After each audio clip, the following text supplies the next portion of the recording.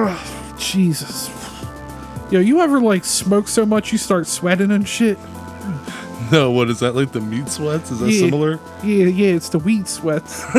The weed sweats. I think we might have made that up. I don't think that's a real thing. Jeez. Anyway, thanks for tuning in to High on Horror. I'm Drew. And I'm John. This episode and every future episode is dedicated to all the horror hounds and smokers out there who want to expand their knowledge of the genre and have a good time. We're excited for this one.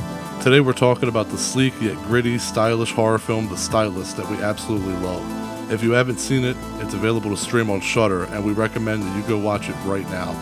You can also buy the sweet Arrow Video Blu-ray, which is the way that I watched the movie.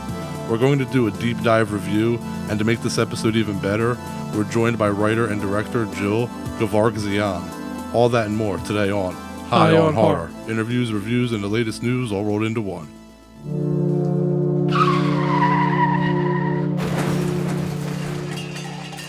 We're going to start this one off with a little smoke like we usually do. We got a bong and a bowl pack for this episode. It's time for Strain Wreck, the segment of our show where we discuss which strain we're getting wrecked on in each episode. John, what are we smoking? The bong that we just smoked prior to recording was lemon haze. Yeah, you got a pregame before you get in the game, right? I got some more of that Death Star. Oh, nice. That's a good shit. We've had Death Star a couple weeks in a row now, right? I don't know. I feel like I've been using it a lot. I went out of the one I had was that Honeycrisp comb, and that thing that shit was nice. That quarter went quick. Yeah. What I got left is the mac and cheese. I've been holding on to that one because that one's been my favorite. We've had that one, right? I think we smoked the one of the prod. Do we smoke so much? It's like you name a strain. It's like I've done it. But they're hard to. It's getting hard to differentiate the strains at this point. You say wedding cake, and I'm like, I can't even tell you anymore how that is different. But I will tell you though, I thought that as well. But this one of mac and cheese, every time I've smoked it, I'm like, I can tell it's different. I wonder if it's. But this is Death Star. So. I wonder if it's derivative of macro. Maybe that's why it's mac and cheese. I mean, we probably could have looked that up. The macro buzz that I got was like some of the best shit. It was like Macro 1 it was called. But yeah, it might be. But you got any current events you want to talk about while we're here chiefing? Terrifier 2. I mean, our first ever episode was based around Terrifier, and now the second one's about to come out. So we got Terrifier 2, Damien Leone, because somebody posted in the art group that they heard it was 2 hours, and he said 2 hours and 14 minutes, I think he said. Yeah, they thought it was like I think they were rejoicing because they were like, it's an hour and 46 minutes, and he was like, nope. Incorrect, right? It wasn't something like that. Or I saw somebody said it's going to be 2 hours. It's like 2 hours, and he said actually it's 2 hours and 14 minutes. So. Yeah, that's crazy and he's claiming. So don't get mad at us if it's not true. That's from the director's But mouth. I believe him. But dude, you think of how brutal a movie like Terrifier is, such a brutal slasher. Do you think that it's going to be 2 hours and 14 minutes? It's going to be fucking. Well, that's what I was saying. God damn. He's saying. So, like I said, don't get mad at us. But I would believe him. That he said there is no filler. Don't get my hopes up because 2 hours and 14 minutes. Damien Art the Clown. Himself It's on. Said there is no filler in this movie. So I don't know how hard and aggressive this movie's going to be, but I'm excited. Well, if you remember the whole thing with the Indiegogo or the GoFundMe or whatever it was that they had started was because Damien Leone wanted to film one scene where it was like a prom scene or something. It was a dance scene where apparently art like takes out like hundreds of people in one scene somehow, and that was like the Indiegogo or whatever like went way over what they were trying to achieve and went way over that. So they ended up using all this extra money to apply it to make the movie even better. They didn't pocket it. They were like, oh, well, we're just going to use this to add shit to the movie. And they really did do 2 hours and 14 minutes. Like, and it's going to be a bloodbath. Like, I feel like the taint sawing is going to be like nothing anymore. Like, I'm hoping. I'm hoping. When we had Craig on about a year ago. Craig Lloydgren, yeah. He said that there was stuff at top. What did he say? Like 2 or 3 scenes, if I remember correctly. I think he said it was like 10 times more extreme. Yeah. So this just might further confirm it. I know I can't wait for it. So we should get a trailer soon. I mean, it's mid-July. Yeah. You know, and it comes out in September. So hopefully we get a trailer soon. And speaking of trailers, and another movie we're looking forward to, Halloween Ends this time. Does evil die tonight for real? I mean, evil dies again. Anyway, the trailer, as much as we're shitting on it, we're super excited. The trailer comes out on 7/20, so tomorrow, if you're listening to this episode. That's right, the day after this episode, yeah. So if you're not listening to it on the day we drop it, then it's already out, so go watch it. Hopefully. I mean, we haven't actually seen it, so I don't know if it's good or not, but I know we'll probably like it anyway. Yeah, I mean, speaking of both of these movies, they're probably the two biggest. I'm gonna throw Nope under the bus here. Terrifier 2 and Halloween Ends are the two that I'm looking forward to the most. And you put them in the same sentence, and I'm asking myself here while we're talking, which one I'm looking forward to more. And like, there's part of me that's like, it's Michael, it's fucking Michael. But I'm like, but it's still not 78 Michael, and I'm really interested in what's going on with Terrifier 2, man. So I hate to say it, but I feel like if both movies were in front of us and it was like you could watch Terrifier 2 or the final chapter in Halloween, which one would you watch? I think I would go with Terrifier 2. I'd probably go with Halloween. You'd go with Halloween? I'm betraying the franchise. But it's stabbed funny you in the back because you brought up Nope. Nope. As I really want to see that movie, but if you told me coming into this year which horror movies I wanted to see the most, just coming out this year, it maybe been top 5. Because I mean, I would have had X, Black Phone, Halloween Ends, Terrifier 2. And it's nothing against Jordan Peele. Obviously, he's a beast. But yeah, like, these are all movies that are just more appealing. I appreciate that his movies are original concepts and not sequels or trailers or remakes or adapted from books and everything. So that's cool. But I'm definitely not looking. Again, if all those movies were lined up, it'd be one of the last ones I picked to watch. Yeah, and one more thing I wanted to bring up. Not necessary. Well, it's news, but nothing about any release dates here. Okay. Is Joe Dante this week? Somebody was talking to him about Gizmo, and he said that he thinks Baby Yoda is a blatant ripoff of Gizmo. To which I have to say, get the fuck out of here, because Baby Yoda, just even though that's not his name, it's Grogu, but it's a Baby Yoda of that species. When did Star Wars come out? That's what I was gonna say. Like, this came out before. Like, it's based on Yoda. It looks like Yoda. It's not like you take Yoda and you try to say this is the same species and it's something that just looks completely different. Right. Like, it literally is a miniature Yoda. Yoda has the big ears, the little head, the little bald head. Yeah, well, I mean, Gizmo's not even bald, but I guess because he's small and has big ears. But again, like you said, who had the bigger ears? What, is Grogu not supposed to have his normal Yoda ears because it might look too much like Gizmo? Gizmo should have to worry about looking too much like Grogu. No, I call bullshit. I mean, it's easy for artists to think that their shit's always being referenced, his but I don't buy that. quote was, I think the longevity of the films is really key to this one character, who was essentially like a baby. Which brings me, of course, to the subject of Baby Yoda, who was completely stolen and is just out and out copied. Shamelessly, I would think. Like, okay, you could try to say that, but like, out and out, like, again, it looks like a Baby Yoda. Yeah, I call bullshit on that as well. I call bullshit on that. I agree with you.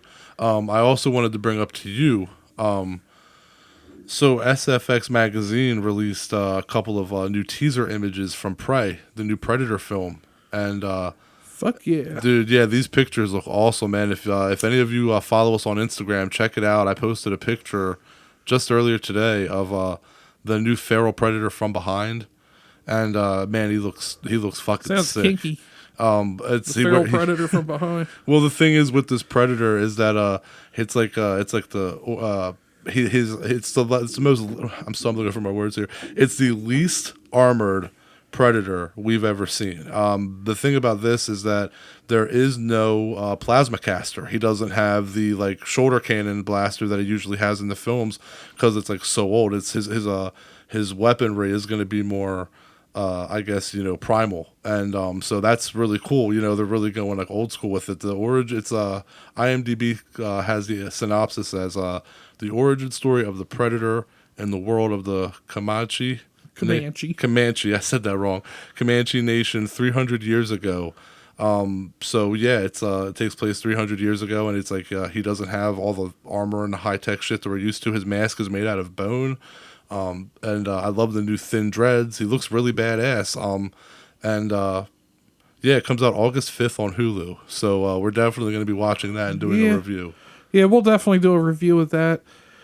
It just always worries me when stuff. Well, I guess maybe not during the pandemic, and I guess we're still, kind of getting out of that, but like just stuff usually released straight to video a lot of times, especially for like what used to be like a big franchise, and now it's being reduced on video. Usually kind of worries me. I mean, but everything I've seen from it looks good. Yeah, I mean, it looks good. It's high budget. Disney owns 20th Century Fox now, so, with Disney behind it, maybe the Predator's track record of having terrible sequels will end. And this is a really cool concept. This is taking it back, showing more of the Predator being a monster with less weapons to rely on. That's really fucking cool. And it's directed by Dan Trachtenberg, who directed 10 Cloverfield Lane. So it's in good hands. So, I mean, I'm definitely looking forward to it. And you know how big of a Predator fan I am. I like Alien more, but I've always loved the Predator. Yeah, I would always go for Alien. And also, Chucky, the TV show Chucky, that is, has a new poster out and is coming back in October as well. Speaking of things coming out, new season coming out in October. Yeah, I still got to get caught up on the first season. We've talked about this. But I mean, I'm excited because I still haven't got to experience the show, so I'll still get to experience it for the first time. Yeah, I saw somewhere that they gave away the episode listings, and the first episode of season 2 is titled Halloween 2. So it might be some sort of reference to Halloween 2. So I saw that posted online. That may not be true, but I do believe I forget now. So I'm not gonna. It was a credible source. So you're saying the internet could lie? I'm saying I should have taken note of that source. But when I saw that, I thought that was really interesting. And the first season was very good. The poster looks really good for the new season.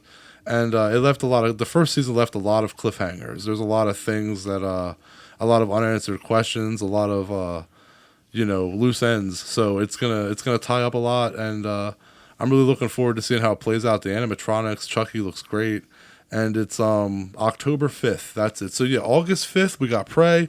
October 5th we got Chucky season 2. And then in between that, we have Terrifier and Halloween Ends, I believe, right? Or is Halloween Ends later in October? Halloween is later in October. Terrifier 2 is like end of September. So yeah, we're gonna have Prey, Terrifier 2. It's gonna be a good 2 months. Chucky, Halloween. Yeah, man. It's gonna 3 months. I was thinking, I'm going to be making my Halloween list pretty soon. My 31 movies to watch for Halloween. I do that every year. I've been thinking about that, but I feel like you get the same ones each time. You're just like, oh, this feels like it's going to be exhausting to come up with movies. I had an idea. I was thinking about doing an A24 week. Okay. So I was like, drop The Lighthouse, Hereditary. People like to shit on A4. Look, they have duds, but so does Blumhouse. Since they've started doing A24 is pretty good. I've only done themes for 2 years. I did the first year. I did I did franchises, and let me tell you, after you watch the 4th Saw, whew, it is hard to keep going each day, and you still got 3 more to watch. Like, yeah, I used to go see them every year in theaters, and really changed my opinion on some of those later ones. Watching them back to back, they are worse than I thought. I feel you. I understand, man. Like the third one, I'm off on a tangent here, but real quick, Saw 3 should have been the end. Everything was wrapped up. Well, I always say the first one should have been the only one. Yeah. But and then my second year, I did, what did I do last year? I did categories. I did like psychological, gore. Mm-hmm. I did eras. I believe I did like decades. And you did decades. And you were doing like franchises. And I thought that was pretty good, but the flaw with mine was that there was too many movies for 70s week. Everybody loves 80s horror. I love 80s horror. And I do think like those are my favorite horror. Oh, goddamn, we are going on a tangent. I do feel that like 80s does have like the best consistent string of horror movies, but I still feel that the 70s is like the golden era of horror. I mean, that was The Exorcist, that was Jaws, that was Phantasm, that was Halloween. You know, like, and like it's. I feel that was the golden era, and then '80s kind of made horror a little more fun and laid back.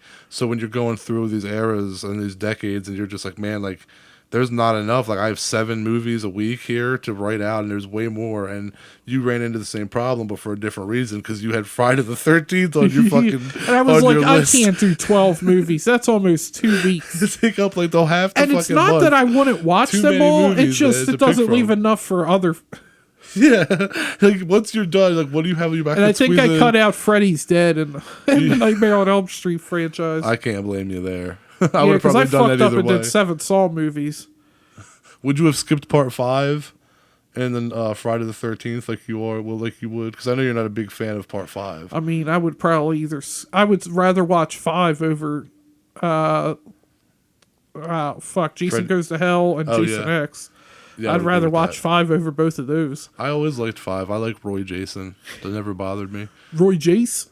anyway, we're going on and on. Let's get on to horror history.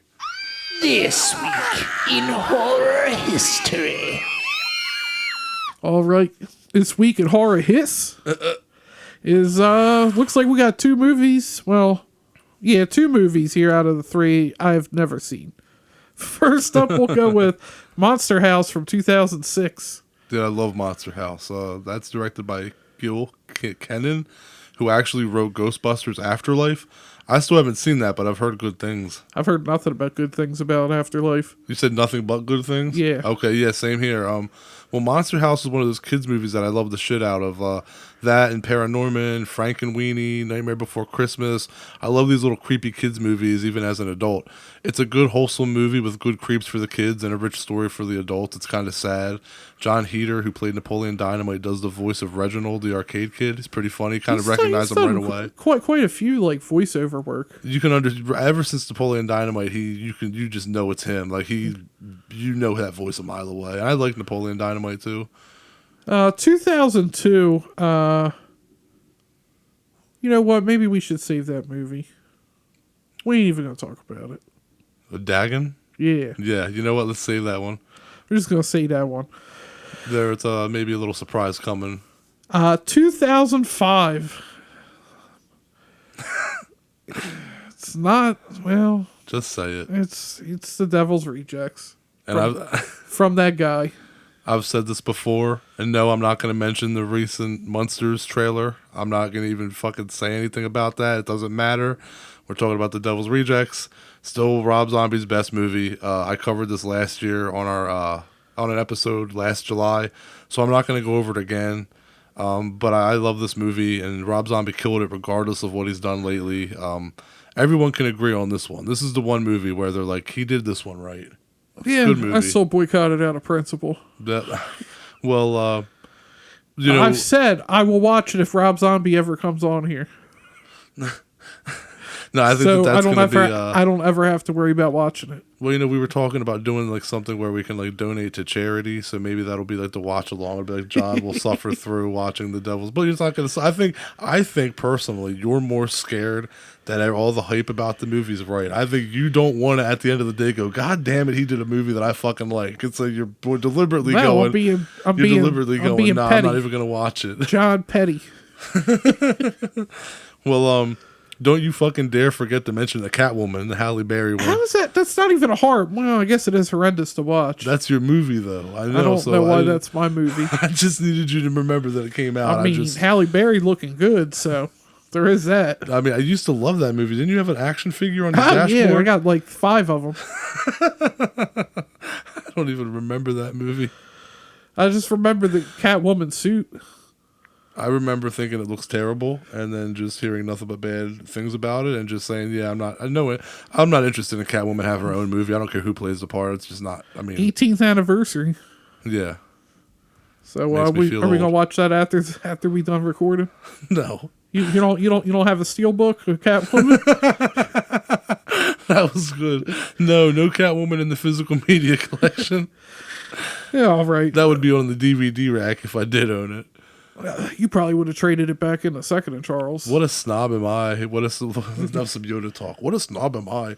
No, what a snob have I become where I'm like, it'd be a DVD rack. Like DVDs are so like low like quality and so like out of picture now that like, oh, you're too good for the Blu-ray shelf. Basically. Anyway, let's move on to Puff Puff Ask, segment of our show where you listeners send us questions through email at highonhorror420@gmail.com. And, you know, all the social shit, Insta, Facebook. No, I don't think anybody's ever sent one in through TikTok. At highonhorror420. Oh, and Twitter, too. Forgot about that one. That's another social media platform. Another one. All right, let's get into it. That's what she said. Yo, man. Puff, puff, pass. All right, I liked this question because it's a kind of a book question. I pulled this from our Facebook. Of course. Our listener, Quinn K. from Elkton, Maryland, he said, I love your review on the Black Phone. Your review was the best I've heard. Thank you. That's really nice. Are there any other Joe Hill books or stories that you'd like to see made as a movie? And my answer to that is I'd like to see Heart-Shaped Box. I like the Nirvana song. I'd like to see Heart-Shaped Box made into a movie with Scott Derrickson directing it. I read that book as soon as it came out. And Joe Hill said that he'd like to see Russell Crowe in a feature film adaptation of the book, and I'd be all for that. The book rocks, and it's supernatural horror, you know, so that's awesome. It's about a rock star who buys a haunted tux and a heart-shaped box. He like collects like scary things. Interesting. The suspense in that book is nail-biting, and I'm not really liking Lock and Key or the direction it's going. It's not really following the comics show on Netflix. And I thought that they fucked Nosferatu up. AMC like did a number on that one. But Black Phone got it right. The Fireman is another one another book by him that's being made into a show that's in the works. We'll see how that one goes. I own that book. My wife got it for me last Christmas, but I haven't read it yet. So, Heart-Shaped Box, that's my answer. So, you all know that I don't really read. So, I got, based on titles of Joe Hill books. Titles? Based on titles. You ain't gonna bullshit about Doctor Strange. I ain't gonna bullshit about me knowing anything about what Joe Hill's written. Well, Fair I enough. mean, So you're going to look at it as just like if you had to pick a book off the shelf, you're going to pick a title. I'm literally judging a book by its cover because the title's on it. So the two I saw that had cool titles were In the Tall Grass. You know anything about that? Yeah, that was a movie for Netflix that sucked. Oh, so it already's been done. Yeah. Okay, Yep. so it shows what I know. Dark Carousel. No, that hasn't been done. The cover of that one looks pretty badass. I haven't read that one. So yeah, that's definitely that would work. All of his shit's dark. I mean, so yeah, Pop Art was one from 20th Century Ghost, the same book that The Black Phone was in. That's his like short story book. Pop Art was a pretty good one too. I would like to see that made. That's more of, I could see that being a short film though. I don't see that being a full blown feature film. But anyway, I'm gonna go all geeky talking about book stuff. So why don't you just go on with your question? Yeah, and I got another question here from my friend. Of course, he had to ask a book question, right? No shit, another book question? Another book question Oh, from really? my friend Okay. Dale from Wilmington, Delaware, and he wanted to know who we thought was a better writer.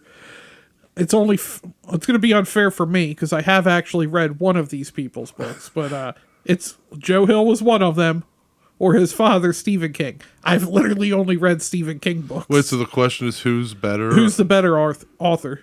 Joe Arthur. Hill or Stephen I'm King? saying Arthur, like the whole PBS I know, show. dude.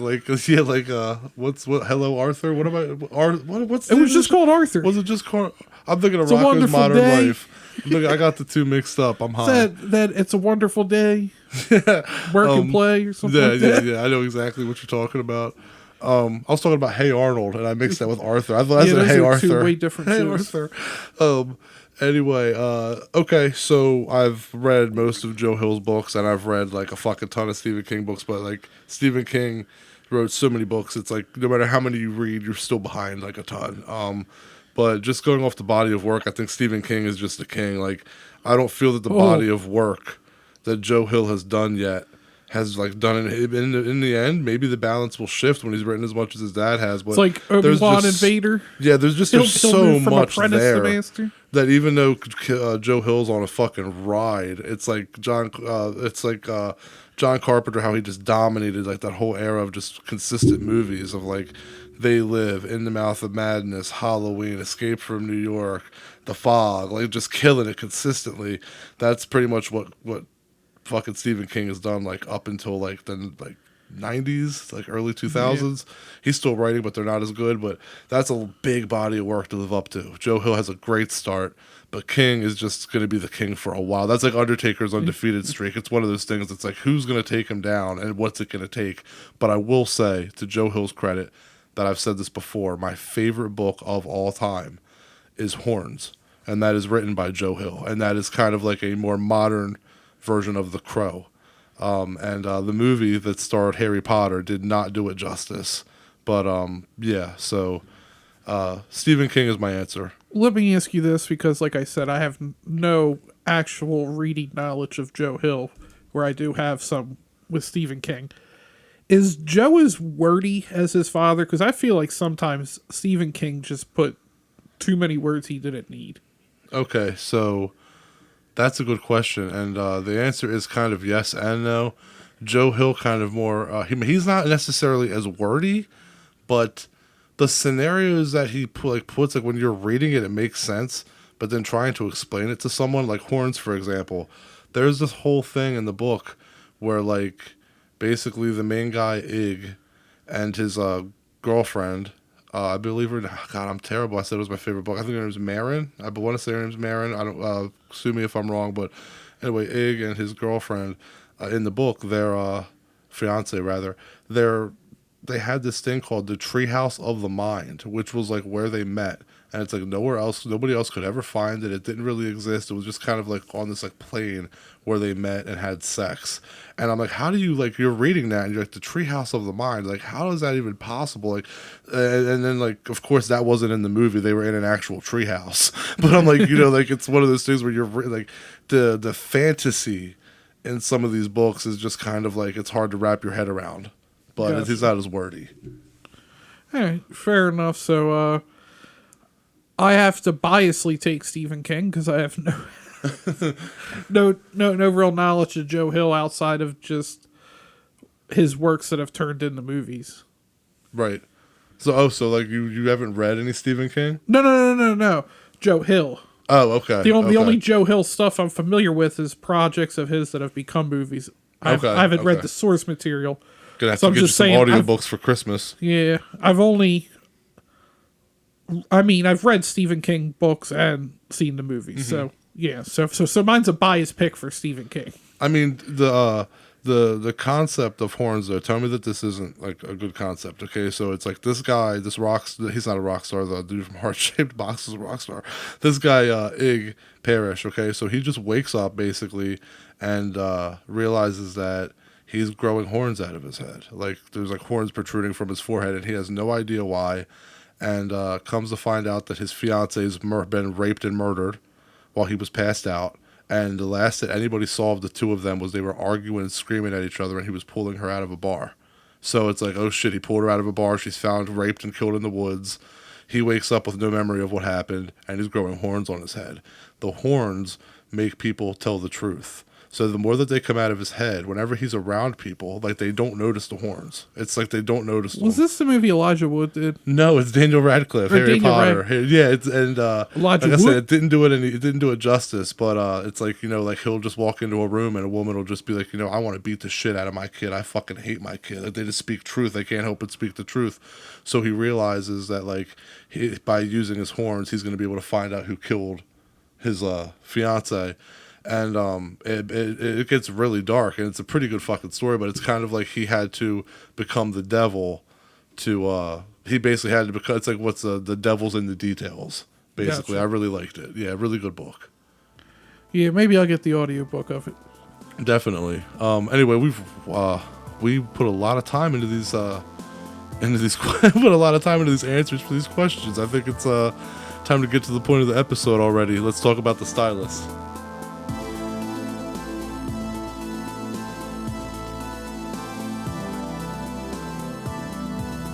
So, The Stylist was a short film in 2016 that got such acclaim that 5 years later, a Kickstarter campaign was made to take the short film and make it into a full-length movie. They met their quota, and we now have the movie that we see here today. It's kind of a masterpiece, if I do say so myself. I know that that's like, a lot of people like roll their eyes at that term, but this movie is, it's seriously, it's like May and Maniac got into a car crash. I love it. The feature film differs from the short film, though. The short film, which I have not seen yet, unfortunately, portrays Claire in a different headspace because the scalps aren't working anymore. They aren't healing her. Whereas in the film we're talking about today, you can see that she's quite dependent on whatever healing power she gets from wearing the scalps. Yeah, definitely. And I wanted to bring up something. I feel like lately, a lot of some of the better horror movies we've got have started out as shorts.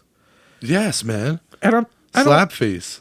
I'm just purely speculating here, but I wonder if it's just because you get the short film and it worked and people liked it, and then you're like, well, it's already this long, I just have to do this much more work, or I could flesh out something here, or move it in this direction.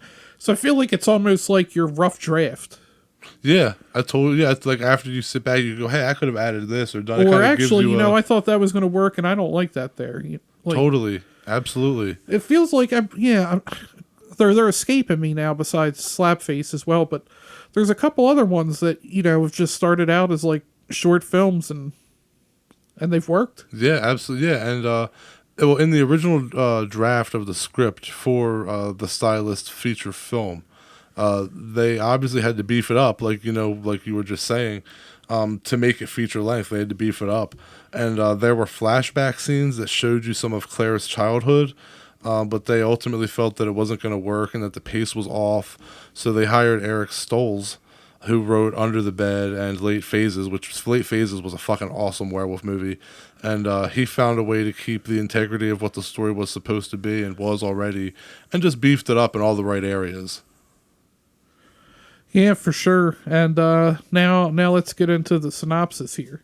The Stylist is a 2020 American horror film produced, co-written, and directed by today's guest, Jill Gevargizian. The film is based on the director's short film, as Drew had mentioned, of the same name, starring Najara Townsend and Brea Grant. The film premiered at the 2020 Fantastic Fest, along with another movie we covered, Censor. Yeah, both great films. Yeah, that was a pretty packed year with a lot of good movies. Was it St. Maud was on there as well? Yeah, we never did an episode on St. Maud, so that's 2020 coming. Was a good year for that. Yeah, for sure. So Claire is a world-class hairdresser by day and scalp taker by night. I mean, this woman's collected enough scalps to make Aldo Rain from Inglourious Bastards happy. Yeah, that's what she would have gotten him his 50 Nazi scalps for sure. Yeah, I mean, she'd have been up there with the Bear Jew, your boy Eli Roth. My boy. Okay. Anyway, in the opening scene alone, we watch her Bill Cosby another woman. Instead of sexual assault, she just loses the top of her head.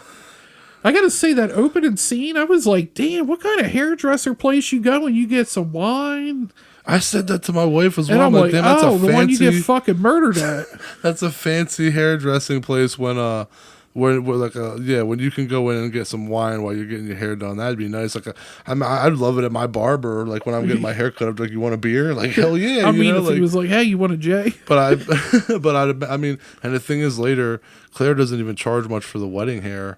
So you're like, because I was like, oh, well, they probably charge out the ass for hair, and that's how they're giving people wine and shit. But apparently not. But yeah, that's a high end salon. You're damn right about that. Yeah, her first victim's just looking through a magazine. She sees a woman with curls and says how much she wants them. And I think, and she says, we all want what we don't have. And that's really the story of this film.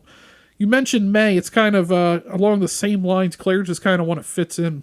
Yeah. Well, wants to fit in, not fits in. Yeah, completely.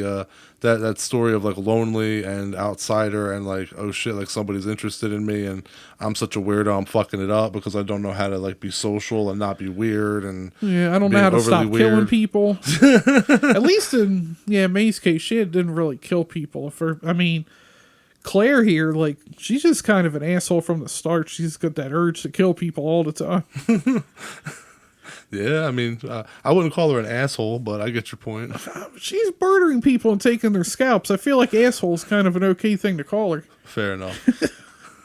But you were mentioning the wedding hair. Her friend Olivia asked her to do her hair for her wedding, and she reluctantly decides to do it.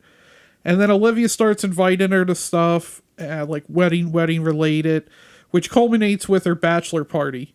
And Claire's hiding in the bathroom and hears Olivia's friends mocking her social anxiety, and Claire is hurt. Here, the one woman was like, what she said something about inviting her cake maker. Yeah, your baker or whatever, your wedding cake maker or some shit. Yeah. And while this is all going on, Claire's trying to stop herself from murdering, but she's doing a pretty bad job of it. Well, it's funny because you said that she was reluctant to do the wedding hair, and it's like that's kind of like you said a second ago, but that's also kind of like the story of the whole film is that had she just gone with her gut and said, no, I'm not going to do the wedding hair, this whole fucking movie wouldn't have happened. Instead, she goes against what she wants to do and lets herself be talked into doing a hairstyle and a thing she doesn't usually do and want to do, and it makes her open herself up. And it just, the shitstorm of what happens. And it's kind of like if she had just stuck with her gut and said, no, I'm not doing your fucking hair, it would have been over. And not even for her sake, for Olivia's sake. Yeah, I think for Olivia's sake. That's what I'm saying. For Olivia, like Claire would have still been killing people. Yeah, but it would have been over at that point if Claire had just stuck to her guns. Olivia would have been fine, but Olivia fucking begged her, and them scalps kept pretty well. Yeah, what do you think the moisturizer routine is on that? It's definitely we'll have to not. Ask Jill. Yeah, right, and it's definitely not what Frank from Maniac was doing because he had flies buzzing all around his shit. Like, he was sweaty. Nasty. He had to meet sweats. He was. I loved him in Godfather though. As Willie Chi-Chi. Yeah, of course, man. I love his. Like seriously, I'm not gonna get it tattooed because it'd be a super cheesy quote, but Joe Spinell, he has a quote that's ain't nothing to it but to do it.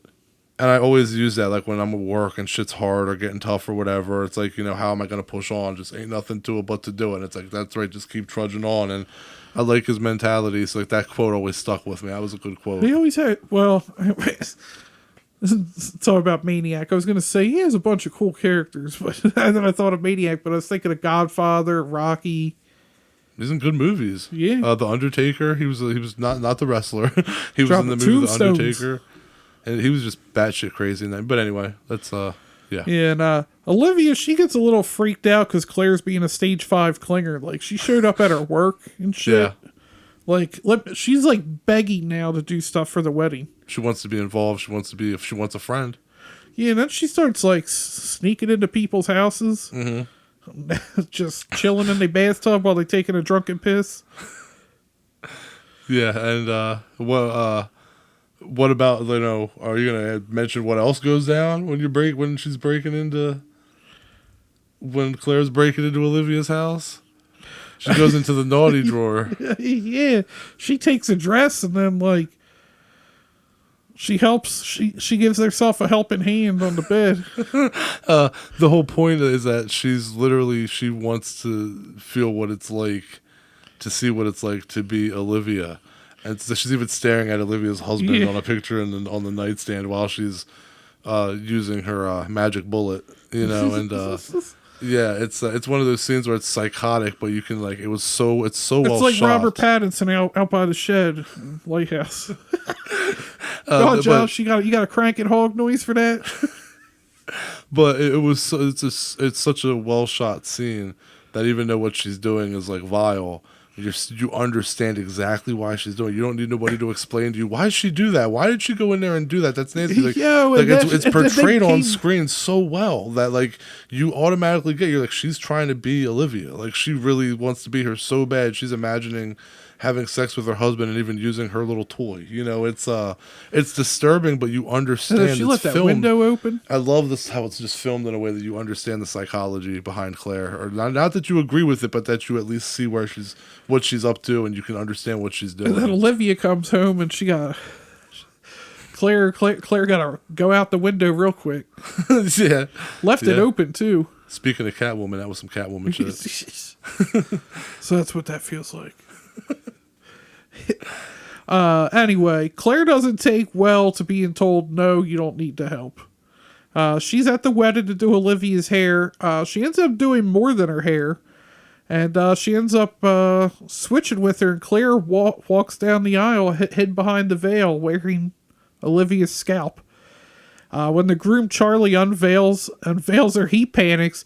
He's being held back from swinging on her. I don't know if you caught that. It's kind of real quick. You see him like trying to go up there, and he's being held back, which I don't know. I feel like you might just let him go at that point. Who cares? She did just kill a person. Look, I'm not for hitting women. I'll never be for hitting women. But if you I'm ever going to hit a woman, hitting murderers. Maybe punching the chick that killed my wife and took her scalp is a little justifiable. Maybe. Yeah, and that was a satisfying ending. Like I told you, I said when she was walking down, you can't fully see it at first. In my head, I was just like, man, that'd be like a really good twist. But it's the editing too, how it kind of tricks you, because like it shows you it's Olivia, and then you're kind of like, wait, is it? And it is, and no, wait, it's not. Wait, you're kind of. It's like, enough with that veil that you can see. You can still kind of like right before it happens. I feel like you can just make it out. But yeah, that was a really good ending. It wasn't one of those ones that you were kind of like waiting for. Like for me, I was kind of like, it would be really fucking cool if this is a switcheroo going on. That's right what here. I thought, and usually I don't sit there like towards the end and go, "Oh, this is what I would like." But I was just watching. I was like, that would be pretty satisfying. And I mean, I got exactly what I wanted.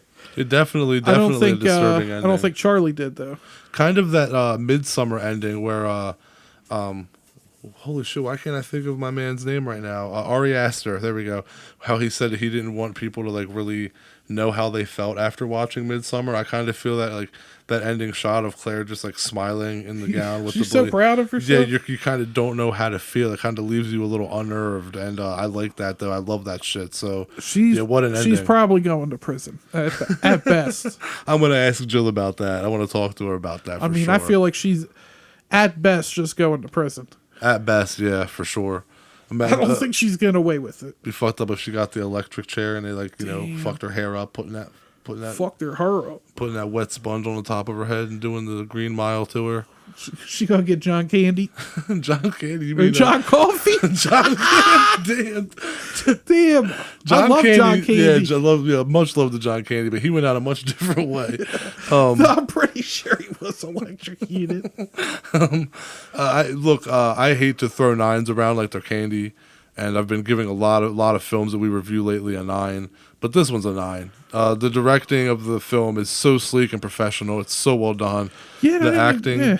Well, what did you like? I was just gonna blatantly cut you off, and I was like, "No, shouldn't do that." I was just gonna say the one thing I didn't really mention was the cinematography. Like I mentioned that to you when I was watching it. I was just like, "This is very impressive." Absolutely, it's, like I said, very sleek looking, right? And Najara Townsend really kills it, and she carries the movie by herself for the most part with ease. Like most of the movie is just her, and like she does it with ease. Did an incredible job. And it's a bright movie, too, as well. Yes, and vibrant colors. Which you don't usually see in a horror movie, but obviously it wasn't a problem. But, yeah, I loved everything about this movie. I'd give it a 9. Oh, nice.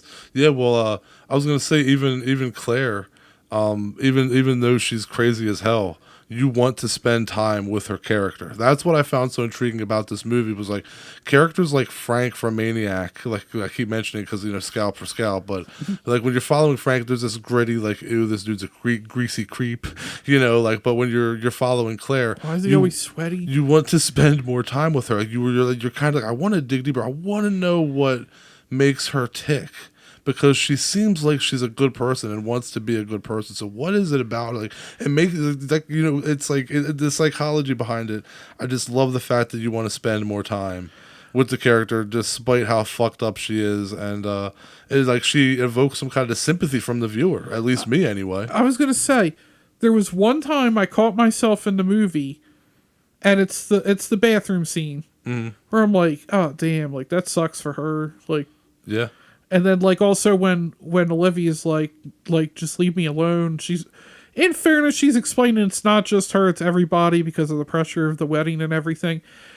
I, for a split second, have myself going, oh, damn, that sucks. I'm like, wait, no, this woman, like, murdered people, and it wasn't even because of this happening. Like, this is all after. Like, we saw her in the first 5 minutes scalp a woman. So, like, it isn't like circumstances of her being rejected. She's already doing this. Exactly. And I'm like, wait, no. Like, why should I feel bad for this woman? You didn't feel bad for May either. No. And I did. I sympathize with these creeps. I get but I it. do. When the story's good enough, also like May, I find myself feeling sympathetic towards the character, but then realizing, wait, no, they're killing people. I'm not feeling sympathetic towards them. So it's good enough that it'll get you a couple times for just a second or two. Yeah, but the music by Nicholas Alert suits every scene. It's just an incredibly well done movie. You know, I feel like this is one of those indie films where everything fell into perfect place, and I really like how the whole film, you see Olivia through Claire's eyes. That's something that was brought to my attention during one of the interviews or the commentary on the Blu-ray. But it's like you only see Olivia through Claire's eyes. She's only perfect because that's how Claire sees her. We never see Claire living her life by herself just for us to gauge how good or not good of a person she is and how she lives her day-to-day life. We only see her like when Claire sees her and how Claire sees her. And it's like the film really puts you in the headspace and makes you see through the eyes of the antagonist. And like it's really ambitious to do that and to pull that off in such a professional way. It looks so professional, man. This is such a good movie. Yeah, but Claire's still a bitch. Claire or May? Which, let me ask you that. Who do you have more sympathy for? May. I was going to say because she didn't kill people as often, right? But she at least took her own eye. Hers was based on the like circumstances. Like, yeah. We come into this story and Claire's already murdering people, so. Claire's the more heartless, I guess, of the two, more savage. But yeah, like I said with her, there's nothing really redeeming about her. Yeah, I still like her though. Like I said, I wanted to spend more time with her and get to know her. And I don't know, man. Like I said, I relate to these people. I get it. I don't know. Maybe maybe that makes me a little sick in the head or something. You know, I don't know. But I always sympathize with these. Well, I don't know. You know, the people who write these movies, like Lucky McKee and Jill, you know, like they obviously do it with you having some sort of sympathy in mind. So I'm only feeling what I think they tried to put. You are just being a complete shutout and just going, wow. nope. I said I felt sympathetic for a second or two. Well, all right, so I gave the movie a 9 out of 10. You gave the movie a 9 out of 10. I definitely don't, you know, 9 get on is a Shudder perfect and watch rating. it. Yeah, get on Shudder to watch it. Now it's time for Burn and Learn. Oh. Burn and learn. I gotta say, I'm really glad we're doing a Burn and Learn. It's been a long time. Well, it hasn't been a long time, but it feels like a long time. But Burn and Learn feels like the first time. This is a segment of our show where we fill you in on behind-the-scenes facts about the movie of discussion. In this case, obviously, The Stylist. Some of these you're probably not going to find online, so you're welcome. Yeah, let's get into it.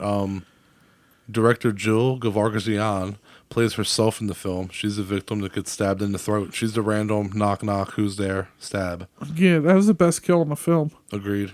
She died incredibly disturbingly realistic. Yeah, see, this is why if somebody comes up to me and is like, let me use your phone, I feel like I'm probably going to die. Like, I feel like this just happens all the time. You got a cell phone, bitch. Use it. Yeah, right? Yeah. It's dead. I don't care. Not my problem. Anyway, if Bria Grant wasn't available to play Chloe, she was going to play the scalping victim in the opening credits of the film. So she'd have been a victim no matter what. Yeah. Either way, you die. Well, speaking of that opening scene, that was almost shot for shot exactly like in the short film. And the dog Pepper, well, not dog Pepper, it's not like it's a type of pepper. The dog named Pepper. I said that kind of quick, so I figured I should, go back over that. Anyway, third time. The dog that is named Pepper is Jill's dog.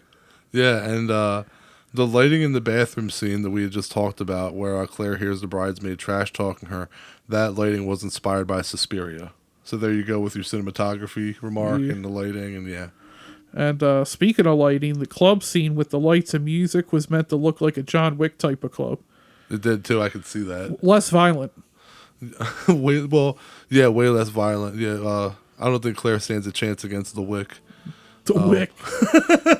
Okay. The Wick of Justice. Spoiler alert. For the end of the film, the 2 wedding dresses had to be made because Claire is taller than Olivia. That's pretty funny. Now let's talk to the director herself, Jill Gevargizian.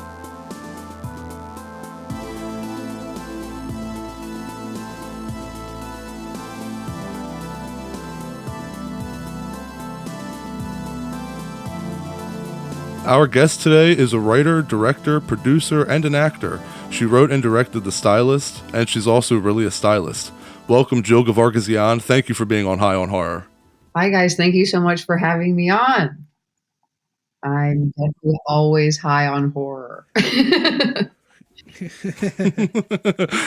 Well, speaking of that, yeah, we know you're a smoker, so we're going to jump over the basic questions we ask some of our guests. And I wanted to know, how does smoking help your creative process? Well, I feel like, it helps me think creatively, and I have actually recently found a strain I really like to use when I'm sitting down to like try to write or, work in a creative way, like work on some part of a project. Because some, of course, can make me instead fall asleep, and I save that for nighttime, which I love that stuff. But I'm very excited that I recently found something that's like perfect for writing, which I'm trying to write something new right now. Not trying, I am. I need to stop saying it that way. And yeah. So yeah, I think it just kind of helps me think and relax and disconnect from everything else and focus on, one thing. And what strain is that? Oh, it's liquid blue, I think. It's interesting because I'm normally, not a sativa person. I often avoid them. I'm in a state where it's not legal, so it's harder for me to learn all the strains as well as I would like to, Mm-hmm. So sometimes I've experienced them that give me lots of anxiety, and I already have anxiety as it is. But I tried this one a couple months ago, and I'm like, oh, this is perfect, because I typically like indicas or sativa hybrid. So, but yeah, this one is perfect. This liquid blue sativa. That sounds good. I've never even heard of that. Yeah, I haven't heard of that one either. But yeah, I feel like the older I get, the more I like indicas just to relax. I'm not trying to be ramped up all the time. No, I feel that way naturally. I need to try to level it out. And besides the creative process, do you feel like it helps you in any other ways? Oh yeah, I mean, I feel like kind of like I mentioned, I am someone who deals with a high level of anxiety on a regular basis. And so it's a great thing to relax, especially at the end of the day, and just, set down all of the technology, sit outside and relax. I also love to be outside, love nature, and it kind of goes hand in hand for me, smoking and being outside, being at the lake, camping. I love all of that. And is smoking your favorite way, or do you like edibles? I love it all, but I feel like now I'm like old fashioned because I like smoking flower, as the kids call it. I still feel silly saying that. I feel old when I say that. But I freaking love edibles. And I'll often honestly eat a little bit before I go to sleep every night. And I was just saying the other day, I'm like, I need to eat them more for fun. I only eat them to sleep anymore, like a real old lady. And then I love the convenience of like a vape so that you can just bring it anywhere, and yeah. But it's definitely not the same. Smoking the real thing. Like I have a vape right here for smoking in this office right now. Yeah, we're the same way. We'll smoke and eat edibles. We smoke a lot of flower. Yeah, that's definitely the term now. And vaping's probably my favorite thing, especially when I'm at work, because I can just go in my car and vape, and then like nobody knows that I just did anything. So Yeah, and we don't that's how I like to roll. But but I love yeah, blunts. exactly. Well, how? Yeah, yes. This was a nice one that John rolled. I wish you could pass it. So, how much? Oh yeah, if I could, if only. So how much flour would you say that you consume on average? Oh man, it's getting serious in here with the questions.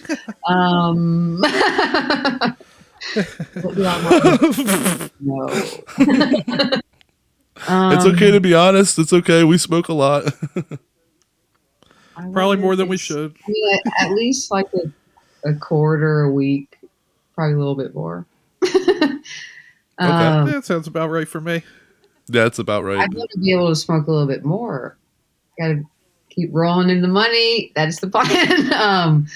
But yeah, I like to buy kind of quantity, and then I buy more, and it doesn't last. You think it's going to last as long as it should, and then this is there. So you're like, let's party. Let's roll another blunt. Yeah, and then it's gone too quickly, and you're like, shit. But then when like certain occasions are coming, like I'm going to the lake, I'm like, going to make sure I have extra, all kinds of things. What about you guys? So, do you like smoking more than drinking? Oh, absolutely. When I was younger, I partied a lot more. I went out to the bars and drank a lot. But yeah, I just drink I still enjoy alcohol, but I don't drink that much. I might drink like one drink when I go out, and definitely a fan of the smoking over drinking for sure. Yeah, same here. I mean, our podcast is kind of based around it, so I think that's kind of obvious. Yeah. But what attracted you to the horror genre? Oh man, I guess I just always loved being scared. As young as I can remember, even just like, playing games in the woods or hide and seek at night, anything that was scary. And then when I discovered that there were scary things to watch, I was just like, fell in love with it right away. And that was probably around like 10 years old, watching stuff really young, as a lot of us do before we probably should. But yeah, I loved it. And before that, I read like, the scary stories to tell in the dark books I loved as even younger, which traumatized me and made me a huge fan of being scared. It's funny, I actually loved sad movies first as a really young kid. And I think it's like there's a connection of like just how much certain kinds of films can affect you, like whether it's really upsetting or really scary versus more so like passing entertainment. I just realized I liked all that more extremely emotional stuff, whether it's sad, scary, whatever, or the combination of the two. Yeah, I love scary stories to tell in the dark as a kid. I actually remember one of my like elementary school teachers reading it to us, and I'm like, I don't think that would fly today. Like there would be some kind of parent who would be like super offended by it. That's great. Yeah, I was even wondering if there's still. I hope in the library at like elementary schools, because they really are morbid little. Not just the stories, but then you guys know that the freaking illustrations are they're incredible, but they're terrifying. Absolutely terrifying. Yeah, I still remember the teacher telling us the story about the woman who had the scarf, and then when she took it off, her head fell off. And I'm like, I don't think they would like allow that today. It is actually really funny to think about. Yes, very little kids reading about decapitations and such. And it's like really cute, like a fairy tale. Maybe it would fly for Halloween. Yeah, maybe. So that was one of the books that got you in the horror. Was there what were some of those films that like really drew you in? Yeah, I guess really young. I remember one of the first was Candyman. But but I probably didn't even appreciate how great a film it was watching at 10. I still love it. Still think it's one of the scariest. Freaking love Candyman. But then as I got older, more like teenager, preteen, and that's when Scream came out. It was like made for my age, the first Scream, and I was a fanatic and kind of learned through all of the like nods to other films within that. It kind of became like an education for me. Like I'm going to watch all these other movies that are referenced within this movie, and so that really like made me. It's like I wanted to become like Randy probably, and I just made this list. In fact, I remember this is when the internet was like prehistoric, but I found this blog where someone had written down all these references that I wouldn't even, have known at that age within the movie. So I was like, oh, this is like the list. I need to watch all of these, and then I will be a horror like aficionado. I decided. But yeah, it really got intense in like middle school age. Me and my friends like every weekend going to the video store and picking out a few movies, and so it was like a lot of the slashers I kind of clung to first, but I also liked all of the like exorcism type films a lot, which was thanks to my mom saying like the horror movies don't really bother me except for the devil movies, and I was like, sweet, now I'm gonna watch all the devil movies. Like, and I'm like, that obsession has carried through my whole life because of her saying that. I'm like, Mom, you should like all these no. And you brought up Randy from Scream. I feel like he's most horror fans' like favorite character in the movie. He's so great. And we'll get into the Stylist, but after filming the club scene for that, you and some of the crew stayed overnight to make sure you could be towards the front of the Kansas City Chiefs Super Bowl parade. Like, how awesome was that to be at like the parade? I love that you bring up the Chiefs. I have some of the confetti from the actual Super Bowl right here in a bag, which just happens to be weird. I had to brag about, but no, that's awesome because like I think even if I went to like a team I like's parade, I wouldn't have thought to like ever just like keep some of the confetti. We're super nerds, but it's a pretty cool. Yeah, it's a pretty cool suit. But we we didn't. The whole logistics of shooting the film became very scary because of the Chiefs like. The games that kept coming, and we were like, what if they go to the Super Bowl? What if they win? What if there's a parade? And then I was like, the fan in me was really like, this is jinxing everything. I can't even think about this stuff, but we had to for the schedule of the movie. And so it was like stressful for me and like my assistant director who had to figure out when the hell we were going to shoot everything. Somehow we were able to actually shoot these huge scenes the night before that, like hundreds of thousands of people were on the streets of Kansas City for the parade, and we stayed. It was so fun. We were kind of insane though. Like we'd been shooting from 6 p.m. to 6 a.m. and then probably barely slept the night prior because we shot overnight the night prior. And like 10 of us stayed at the bar that we shot in, which we still had like 5 hours to kill before the parade starts. And we're like already in like zombie land from like not sleeping for so long and working, and you kind of are in this crazy zone when you're making a movie. Like me, especially, I'm like, it's like in another world. And somehow we made it. Some of them took a nap in the basement of this club. But by the afternoon, we were a mess. But it was so freaking incredible. Like the Chiefs winning and all those games became like such a part of the crew bonding. We were like watching games together when we weren't on like our days off. We were even like trying to schedule around them. A lot of the crew came with me to one of the playoff games actually in town. Like 12 of us went to a game. And so it was so freaking awesome and exciting. Now, did you grow up a Chiefs fan? Yes. Yeah, my parents.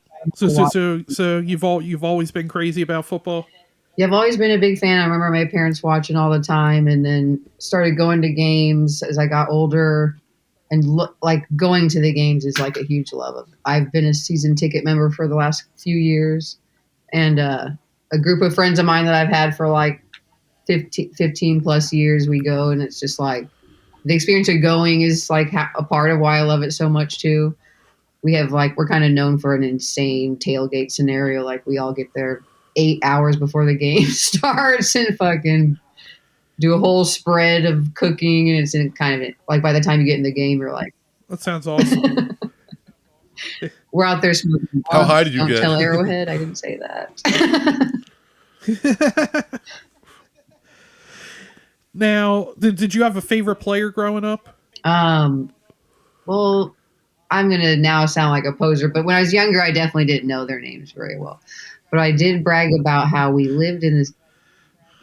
We lived in the same neighborhood as one of Marty Schottenheimer's, our old coach.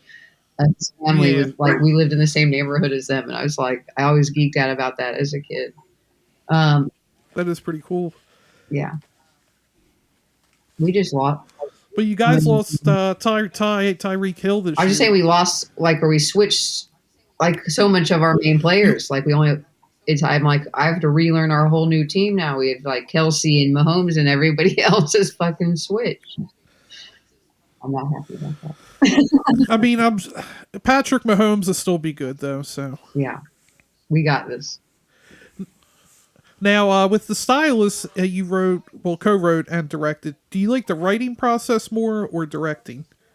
Definitely directing. I laugh because I'm writing something right now, and I keep talking to people about how hard it is for me, and like almost painfully hard.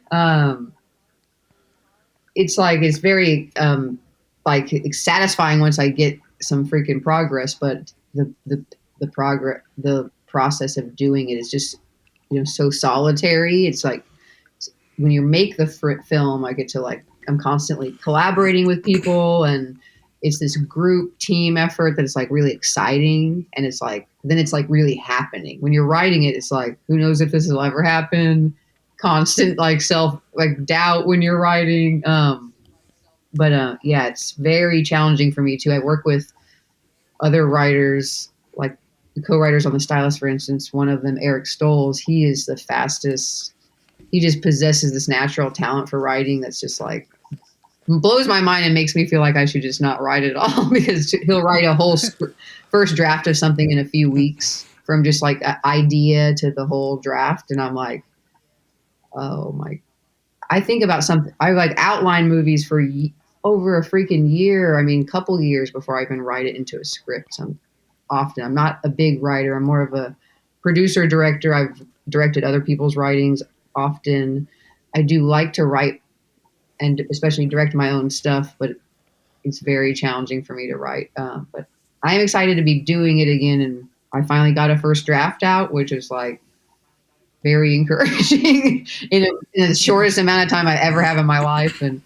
But yeah, I freaking love directing. I always say, I'm like, once the script's ready, I'm like, let's go. And then that's when I become really confident about doing it. I'm still scared of plenty of things, but not in the same way. With writing, I'm scared to even like show somebody the script. I'm like, does this look like a 5-year-old wrote it? Please let me know. And I have to ask, because everybody always seems to have a different answer, but how did you like the festival atmosphere? Because we get answers from like, oh, I was fine with it. I made the movie, whatever. If people like it or they don't, at least I made it. And other people are like, oh, like I was nervous until I screened it for the first time. And then once I did that, I was good. I absolutely love film festivals in general and like going to them. And I think it's so important for you to go with your films to the festivals that it's playing, if you can, like, to the best of your, like, be able to afford it, because it is not easy to travel around to all of them. It's not even easy to submit to festivals. It costs so much money, even short films.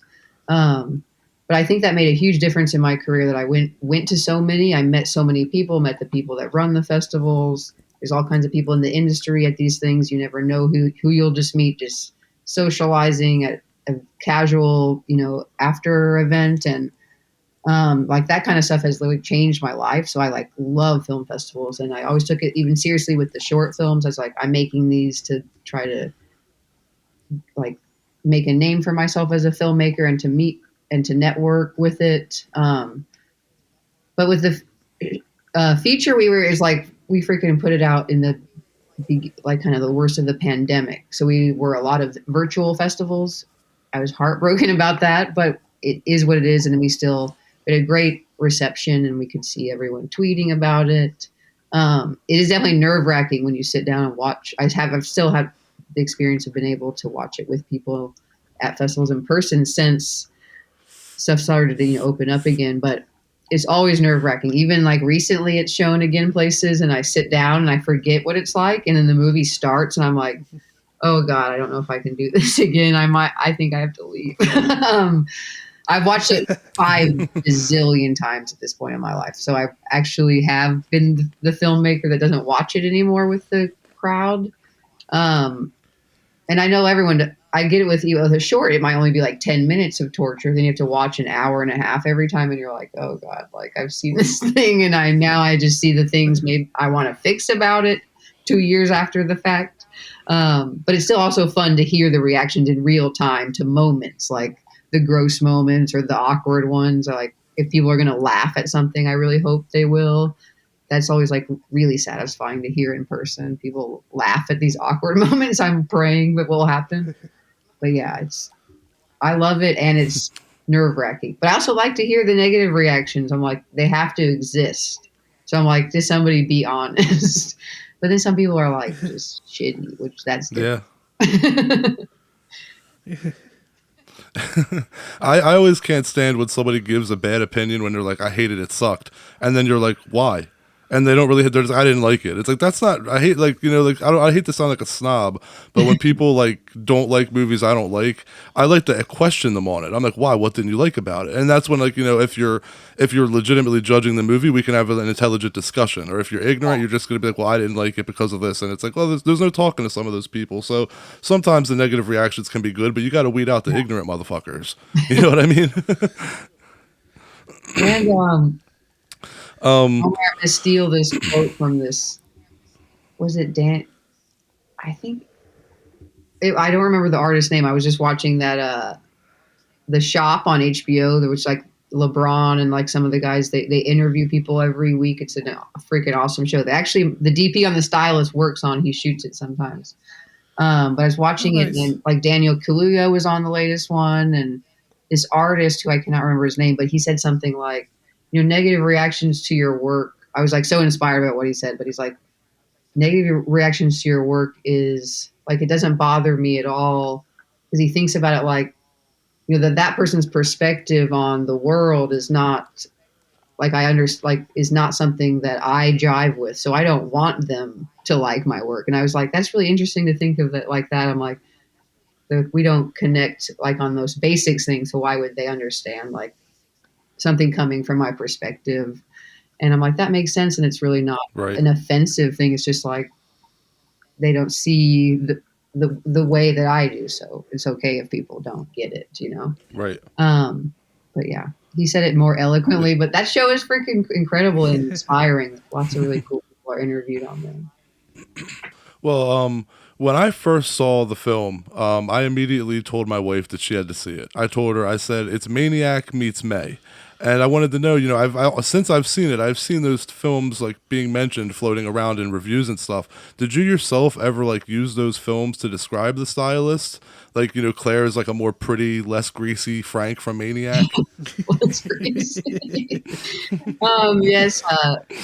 It's interesting. She definitely was like, her character inspired a lot by May, especially like it started as a short film. And back when I was thinking about that version, just like her character in general and what she'd be like, it was very May and honestly very Leatherface, like her original first film Leatherface, where he's more like cowering, and he's not like the new ones. I feel like change him into like a big like hulking monster, which kind of that's what I feel like is wrong about it.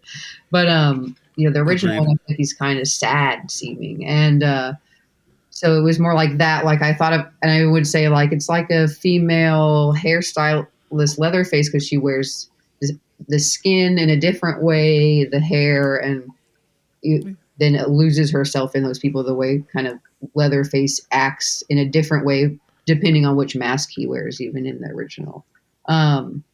but then I couldn't deny I didn't grow up seeing Maniac, which I think is why it didn't have as much of an influence. But then the more I got to develop it, we were like, well, of course I'm going to look at Maniac. It's like the only other scalping killer that exists out there that I'm aware of. And then there's so many of the connections. I feel like he shares a similar psyche to like Leatherface, May, all these kind of killers that are really repressed, like sexually and dealing with like major identity issues. Like they're all, I feel like, very connected in certain ways psychologically. So all the characters kind of influenced her. And then I love how Maniac is told from his perspective, which is a connection. Every other slasher, which I don't really think of my movie as a slasher, but is told from the victim's perspective, and we don't get to know the killers normally and kind of understand where they come from.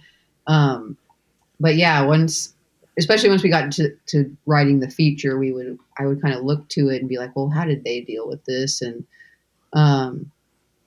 especially with the scalpings themselves. But I even like how the remake, it almost is like kind of what you said. It's the LA version. It's like the non-greasy, a totally nerdy version of Frank. And I was like, it's such a perfect like redo, move the location. It changes the character like naturally. But I've always loved like psychological stuff and stuff told from the quote bad guy's perspective, like an anti-hero-esque type story. So yeah, we don't have that many of those in horror. It's normally on the other side. And then I even look to thrillers and stuff, not just horror.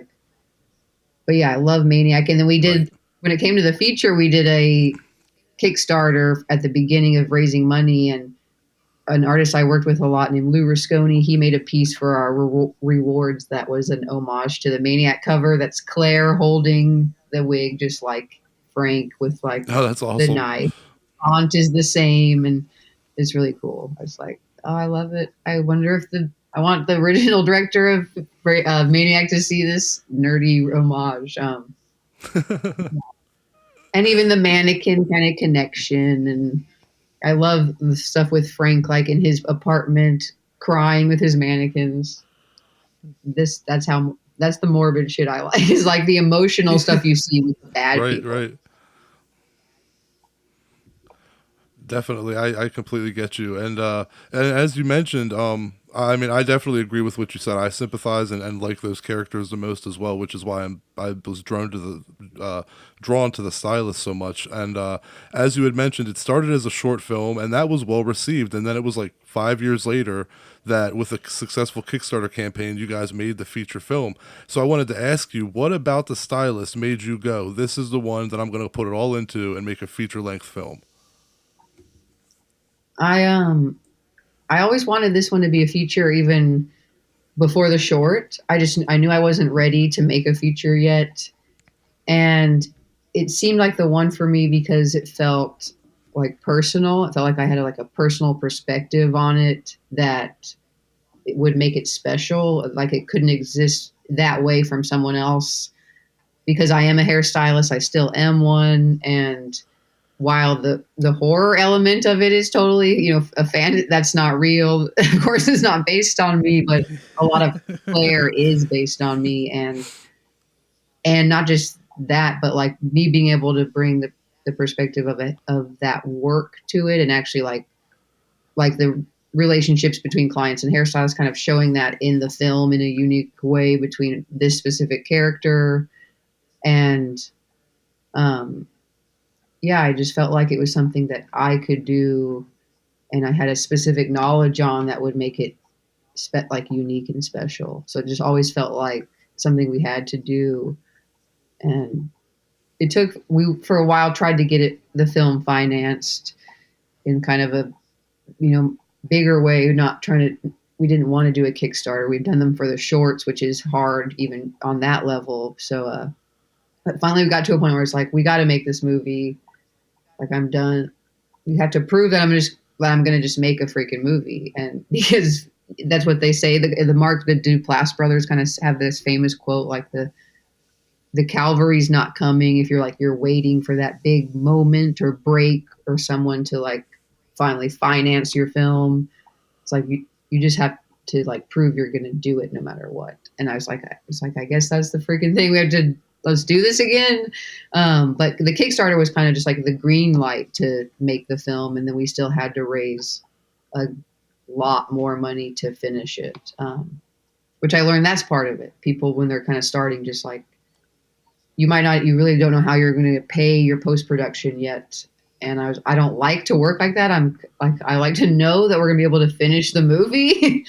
And they're like, we're going to do it. I'm like, but we don't actually know that for a fact. But yeah, so something about like just doing it is also what makes people believe in it. And it's almost like that's what makes it happen. And so I believe in that kind of magic manifestation, or just like believing in it and going for it. And then other people see that you're actually doing it, and then they want to help.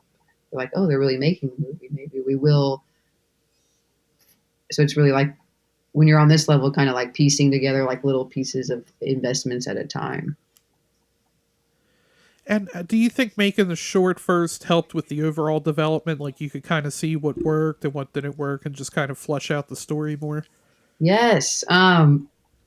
That question excites me because it's something that we didn't even realize would happen. I hoped it would help on a financial level, help kind of gain a fan base for the movie and make it hopefully a little bit easier to make the feature. But I didn't think about how it would help us on a story level. And it really did. The reaction to certain parts of the short made me realize I wanted to take like something out of it because it became too much of a focus. I'm like, that's not even what the movie is about for me. And so like she had scars in the short film on her neck, and everyone became obsessed with the scars. And I didn't want it to be about just like someone having a physical thing that they wanted to cover it up. It wasn't that like simple, it's more psychological. And so I was like, we need to take this away because it dumbs down like the idea that I want to kind of hope will get out there with her, or like with how we all are. What we see is not really what's real. We're all kind of so hard on ourselves. The way we talk about ourselves, we wouldn't talk about people we care about, kind of that whole idea. And so I was like, it's not really about what she really looks like. She's freaking gorgeous. It's just about how we perceive ourselves. And so, yeah, I was like, it's like a test screening in a short film version. And it was really helpful. I kind of said when we were talking about it, like with a short film, it's kind of almost like a rough draft. Yeah, it was. It was interesting, and yeah, very helpful. Especially though the opening of the feature is a lot like the short film, and that was challenging for us. Like creatively, the cinematographer, production designer, we all sat down. We were like, how do we approach the same scene in a way, like visually, especially. We really were happy with what we did, but like, so it was a question like, do we like really try to up it in all these ways, or do we do it very similarly? And we decided to do it really similar and change it in just like really slight ways. But yeah, it was interesting to like go back to almost to redo a whole thing again. Especially the basement, though, we were really excited about redesigning her lair. We call it Claire's lair in the crew. All the candles and the previous mannequins with the wig heads, like that. That scene's like my favorite design, and I love that kind of gothic, romantic thing that's going on down there a lot. And you set the movie in Kansas City and shot it there. Was that just for cost reasons, or was there a specific reason you wanted to use Kansas City? I just wanted to bring a film. I just want to bring stuff to my hometown. I have a lot of pride for the people here and the people I work with here. I want to give them the opportunity. Like, if I have the opportunity to make a movie, I want them to have the opportunity to work on it and show off the city that I'm from. We see the big cities in movies all the time.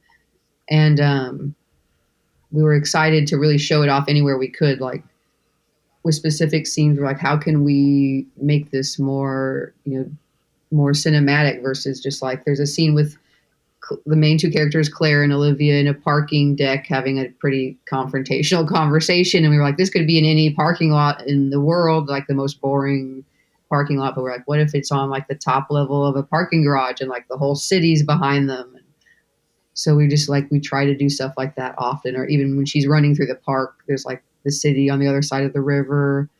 We were really showing it off, and we had a lot of help from the city. So it was like, I was doing that as a thank you in a way too. I was like, I was happy to do it, and it was a thank you. Like, we got to work with their incentive and got a little bit of like a financial boost from the city for shooting like all of it in KCMO proper.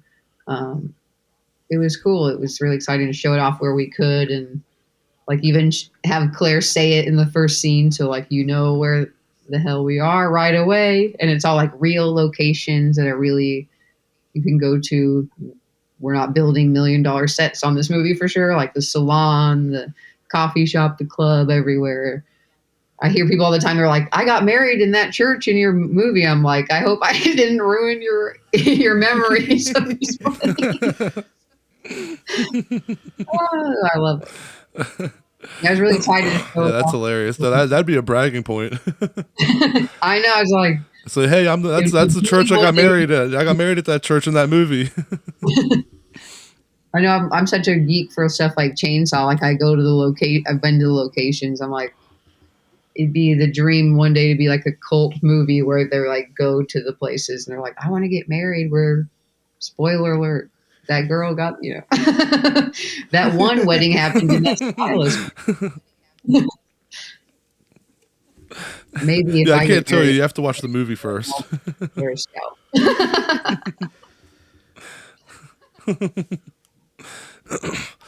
So, you met Najara and later reached out to her and asked her to play the part. Luckily, she said yes because she killed it, and pun intended. But she's perfect for Claire. But I want to ask you, if she had said no, did you have any other actor in mind for that role? If she would have said no, now I'm like about to cry imagining it. I'm emotional clearly today, because yeah, she's like, I could just praise her forever because she's a dream come true to work with someone that talented, and she's such a good person who's really invested in the project and cares so much about everyone working. And oh my God, she's always I feel like a blessing from the freaking heavens. I'm not even religious, because she's like brought that character so into life that's so authentic. Like, I never wanted that character to be like campy or silly, which it could easily be in another version of the movie. And she just understood her, and especially from the short to the feature, how much she read every version of the draft. And so she's really invested at the feature level, like she built that character with me at that point. I have no idea what I would have done if she didn't say yes. With the short film, I thought about some other people that I reached out to. I don't know. I think it was definitely at the same time or before her, like Lauren Ashley Carter, who you guys might know. She's been in a lot of horror, and right now the name's familiar, but I'm not picturing the face right now. She's in Darling. Wait, no. There's that black and white movie that Mickey, what's his name, made. But she was also there's a movie. Yeah, it's called Darling. It's black and white. Yeah, she's in lots of horror. Imitation Girl, but right now I can't think of. Jug Face is one of my favorites she's in. She's also in The Woman. She's in lots of Lucky McKee's stuff too. Okay, sweet.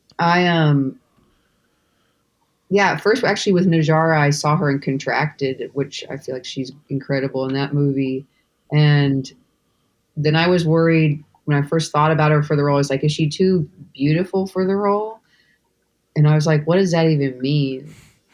Asking myself that, I'm like, that's kind of, I don't know, upsetting to myself that I would ask myself that. I'm like, I don't want someone that's like whatever not beautiful means, or I don't really think. The casting process can feel gross to think about people in such an objectified way. I'm like, this isn't about which this character actually looks like. It's like all internal. So I just reached out to her through connections. And yeah, it was a freaking dream come true. I still can't imagine how it would work. And at one point with the feature, but in between the short and the feature, someone asked if I would like, if I had the dream scenario of like a humongous budget, would you like recast her as with someone like an A-list actor or something? I'm like, no, I would not. Like nobody. I don't care how much money you gave us. Like we're giving the money to Najara, then she's going to make a lot more money. That's going to be awesome. No one else is playing the style. Yeah, you really can't picture the movie any other way. I mean, there's a lot of great actors, but like, and once we worked with her at one point, I'm like, no way is it going to change. You're crazy.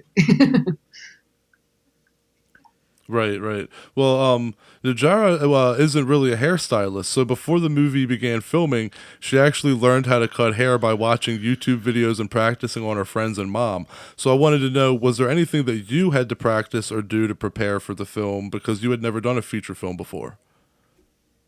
Yeah, I was so freaking nervous and terrified before we shot the movie. The pressure of something so big, which is, I'm a nervous person as it is. And then I don't know why. I'm like, why do I try to do these things that make me psychotically nervous? It's like this challenge or something. But I don't know what the hell I did to prepare. I mean, we spent a crazy amount of time in pre-production. I'm like learned that from my team on this film. Actually, Robert Stern, DP and producer, and Sarah Sharp, who's our production designer and also another main producer. They worked on the short. And I would say that they took me through like a film camp when I made the short and like held me to these standards as the director of like, you need to have this prepared by this time. We're not making this movie with you, like certain things. And really they taught me the importance of like the detail and preparation in the short. And then we took that to an extreme with the feature. We've spent like 6 months in like serious preparation. Like they live in Chicago. I'm in Kansas City. They came down almost every month and we were going to locations and like months ahead of time already blocking through the scenes and how we're going to shoot them with the camera and figuring all of these details out like way ahead of time and when you do that, I feel like that's when you have the chance to give stuff meaning. Like we zoom, like we use a lot of old school stuff like zooms and split screen and whatnot. And like we gave them like definitions for like why we did that in the film. I am on such a rant right now. What did the question start with? Okay, this is where the weed starts to take effect. No, I just wanted to know, was there anything that you had to practice or prepare for that you had never done before? Yeah. I think it was just the fucking weed. Yes, the scale of it. It was just like so much more. With a short film, I was even a crazy preparer just because I like to do that. I feel like every filmmaker I like preaches that stuff. And so, yeah, it was just like a crazy amount of extra. And I was also researching lots of films I had never seen, watching films that shared thematic similarities, like versus just like horror movies, but like stuff that was about women obsessed with other women, like, and all kinds of different stuff like that, that really opened my eyes to different ways to direct the film and like visually bring out themes. But I was so scared for something so big. And then once it came down to it, I realized we had hired this like incredible crew where everyone had their place and like kept everything in such a smooth train, even when we had like lots of things to deal with, like, cause nothing ever goes perfect when you like plan out a shoot. We had to like move snow certain days off of the road, which is insane on a budget like this. But we just had like the dream team that I realized like once I was there, I was like, I can trust all these people and I can just for the first time in my life, I can just be a director. I don't have to like worry about like, where's the trash can and who's ordering lunch and who's going to pick it up and all those kind of things I'm used to doing on a short that I actually had a whole crew to figure it out. I was like, suddenly I'm like, this is incredible. And it was the most special freaking experience. I feel like I was so lucky on this movie. I don't know if it'll ever happen again like that. It was like a dream scenario.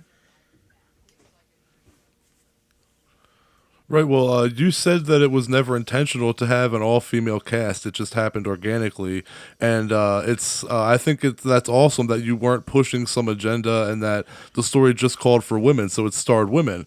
And you can't picture the movie any other way after you see it. So I wanted to ask you, did anything else unexpected but like kind of organically fall into place while you were writing or making the film?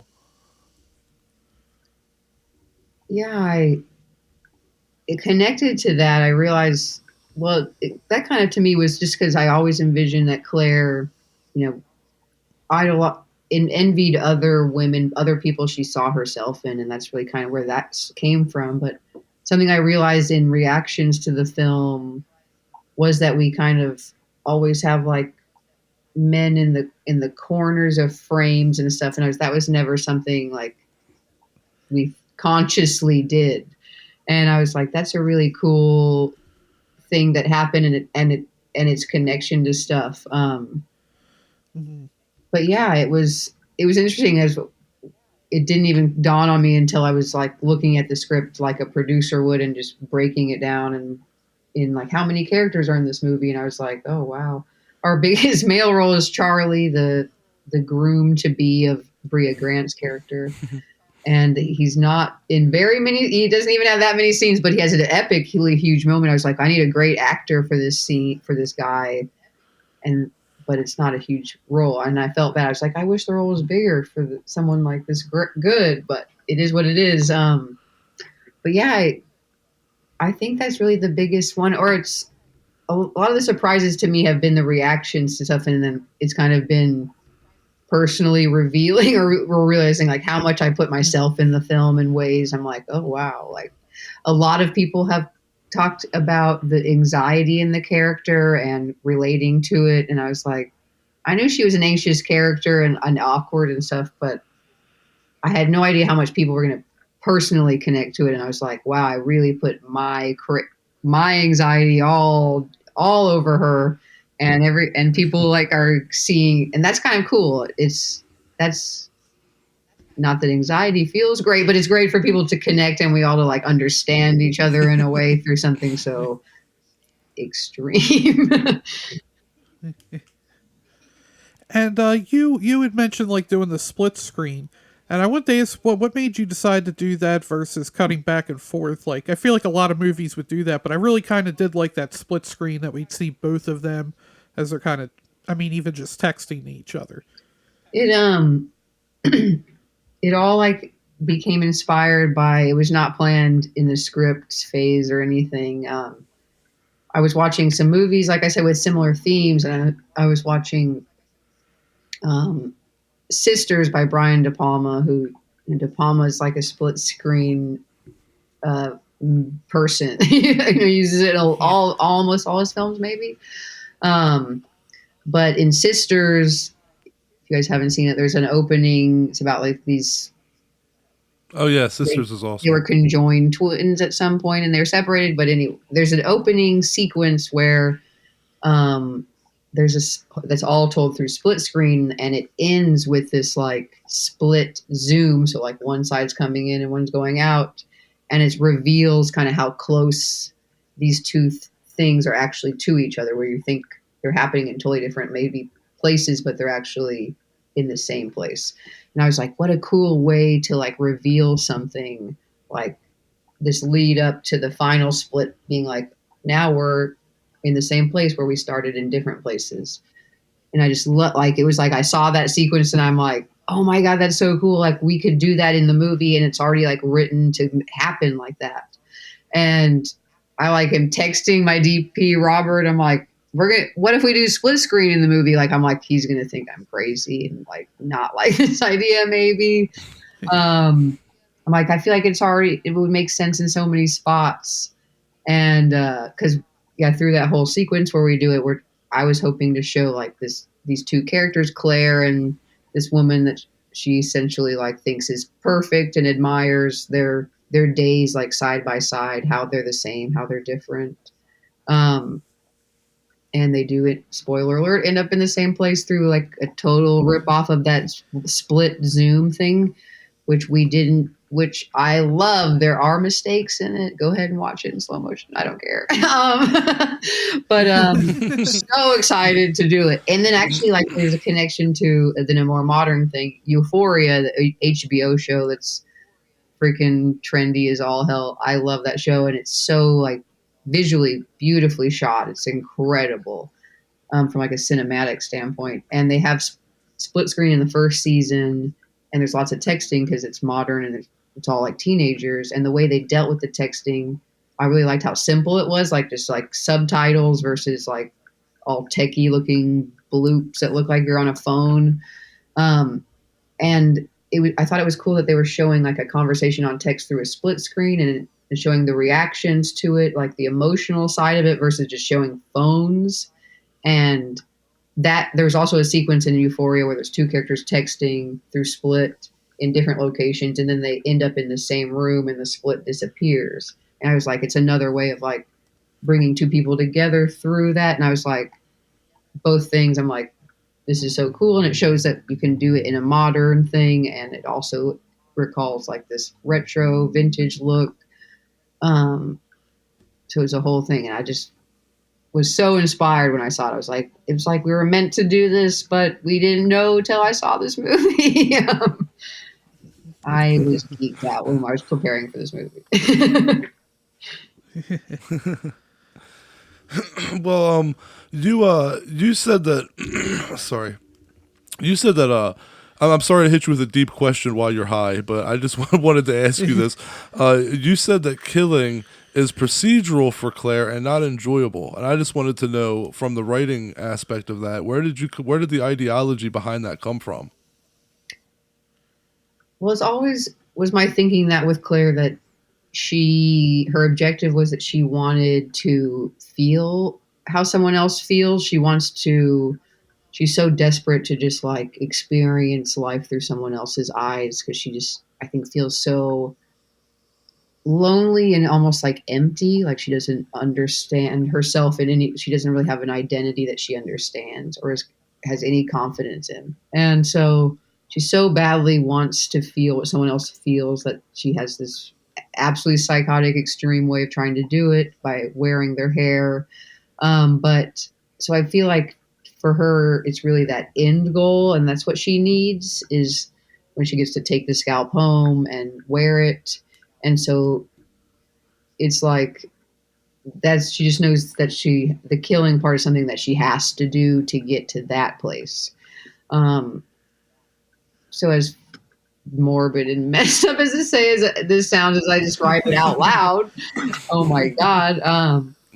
It's just to me always been like something that she has to do to get to this thing that she thinks is going to like help her escape. Like she's an addict in a way. Like this is the thing that she uses to try to get out of her own head.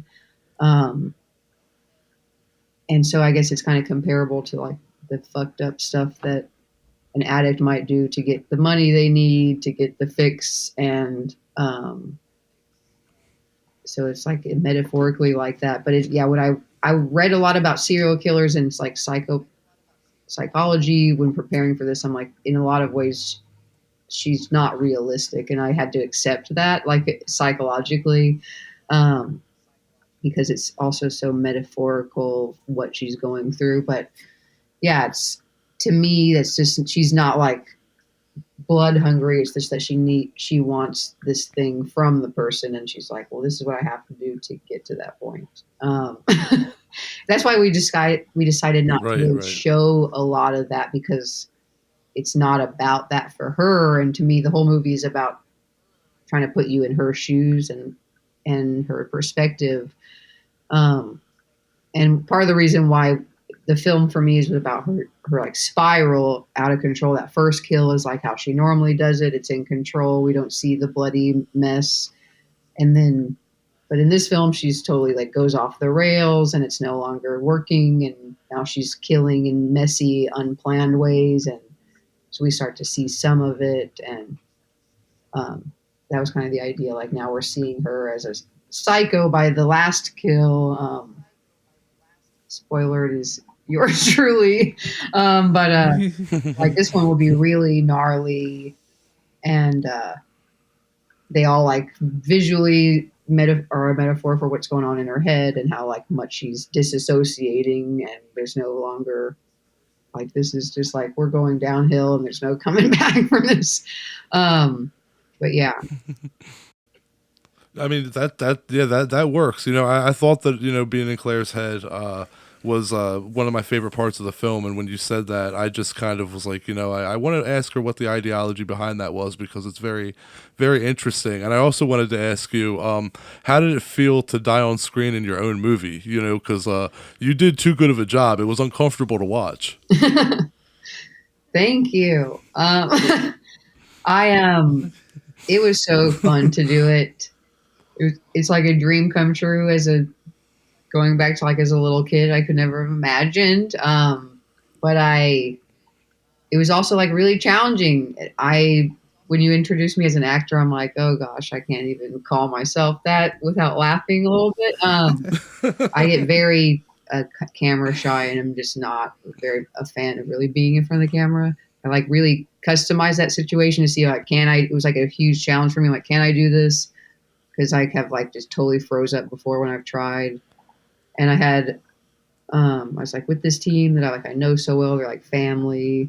I had also John Pata, our editor, who also is a writer director himself, like kind of fill in as the director that day. So we gave him a second unit director credit, but I wanted someone at the monitor that I trust, that understood what I wanted the scene to like look like in the end, to be there to just like give me direction, and so I wouldn't have to get up and look at the monitor.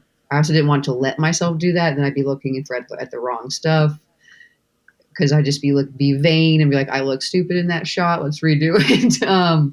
So it was really a lot of preparation made me be able to do it, because I was like, I don't even know if I can't screw this up. And then it was a logical producer decision for all of us, because we're like, if I do it, I'll do it for free. My hair's easy to match into a wig. That's like a huge thing when we were thinking about casting. It's like it's not that easy. Like, we have to find a wig that's going to match their hair, and that's expensive, and create it. We need like a few weeks to make it into a scalp to put so that Najara can wear it. Like, I still have all the scalps, which I freaking love and bring to like conventions and stuff. That's awesome. But it was so cool and very terrifying. And then I also it ended up being like very emotional at the end of the day. I was like, that was like emotionally exhausting. I realized at the end of the day, I was just like done. I needed to take a bath and go to sleep, rinse all the blood off of me and go to sleep. And then a whole new, I already was like in awe of actors, and then just even more, I'm like, okay, this is too much. I got to stay on this side of the camera, maybe. Although it was really fun. I think I would do it again. Dying is my specialty too. That's all I've done. I'm in my short films kind of in the background sometimes, or dead in the background somewhere. I can also be a great ghost. Shout out to anyone who needs to hire me to be the ghost in a movie. Well, I was going to ask if you purposely gave yourself the best kill in the film, but it seems like it was just purely from a financial standpoint. Yeah, and I did always want that character to be like, I don't know. I wrote them as some like punk rock person. I don't consider myself punk rock, but I was like, I have tattoos. I can play that character. But and I actually have like one of our like key PAs, Sakura Hat. She played my double. She's walking down the street she has this long black hair too. Like, cause it's just from behind. You don't see like when Claire's watching from her car before she goes to kill me. I was like in the basement of that house getting makeup put on me as they're shooting that part with this other girl playing me from behind. It was such a fun night. And I wore like, I had to like geek out and pay homage to tons of friends. And I wore a shirt that has The Ranger on it, which is a horror movie, came out a few years ago by Jen Wexler. And my friend Erica Kaufman made and designed the shirt. So I was like, I'm going to say hi to tons of friends by just wearing this shirt while I die in this scene. It was just so cool. Yeah, I loved it. Well, my I have to ask you this. My wife wants to know, what do you think happens to Claire after the credits roll? Oh man. Well, it's up for interpretation, and maybe one day. Okay, well, when we wrote this in the film, for me, like that version of that reality, like the cops are on their way. Someone's already called them at the end of the movie. Okay. So to me, it's kind of like the end of her. Like she's come out to the world, like to be seen as someone else for the first time, and that's kind of the end. That can't go forward. So in a way, it was almost like this tragic Shakespearean suicide scene to me, in a very cheesy theatrical thing, when I think about it. But I also have thought about crazy, ridiculous scenarios of sequels we could make down the line of like, well, we could approach it from a different perspective where it's a bit more comedic, and maybe we can make a sequel where she continues. Because to me, there's no way she continues on and I can be serious about it, because it's like all these people have seen what she's done. But Yeah, right. I do right. think it'd be fun to do something again. But yeah, it's always been something we treated more serious for the original, and like with that kind of thinking, it couldn't really continue. Or could it? I don't know. Maybe she runs away really fast. One of my friends was like, "Dude, you're set up like you have a woman in a wedding dress with like blood on her. Like you have to continue that immediately into a sequel because that's just visually cool." I'm like, "Yeah, okay, maybe it is like visually cool, but I don't know if it'll work." But that's also why we didn't show it. I was like, I want people just to think about it and think whatever they think happens, not. I love the kind of films that you can think about for weeks after, and you're like, and suddenly you're like, now I know how I feel about it. Or I feel like open-ended stuff that just makes us ask questions and have conversations about it. well, I have to ask you something. When you're styling hair, do any of your clients who know that you've made the movie give you any suspicious looks or comments? Like, if I say anything wrong, she's gonna fucking kill me. Yes.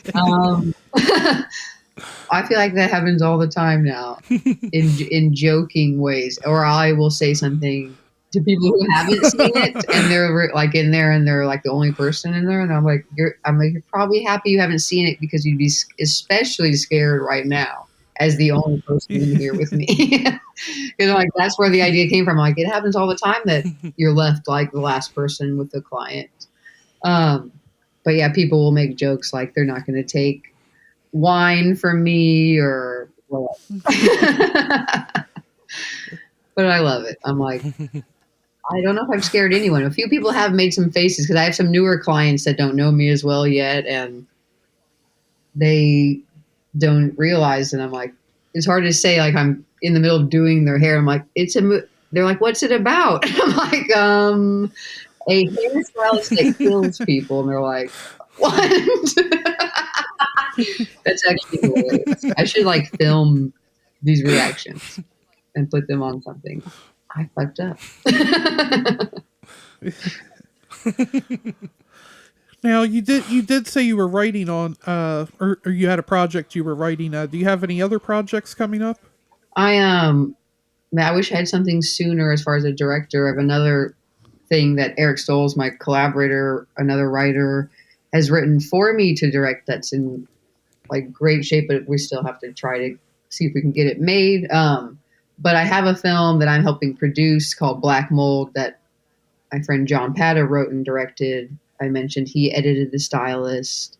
We've been working together for years, and almost all the same team of The Stylist worked on his film. We shot it in March. I also did hair on the movie, which was my first time doing hair on a movie, which is fun. It was funny and a cool experience to be in a position on a crew. I've never had that perspective of it. And it's like, I've learned a lot.